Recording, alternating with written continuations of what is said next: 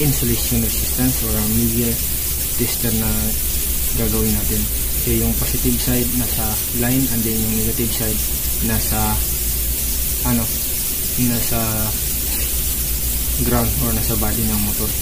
Kailangan natin siya ilipat muna yung positive to insulation test natin sa yung probe natin na ilipat. And then since 250 motor tong natin yung nominal voltage, so i-set natin ito siya into times 2, so nasa 500 siya. And then i-lock natin, tapos i-test. So makakuha tayo ng 550 mega ohms and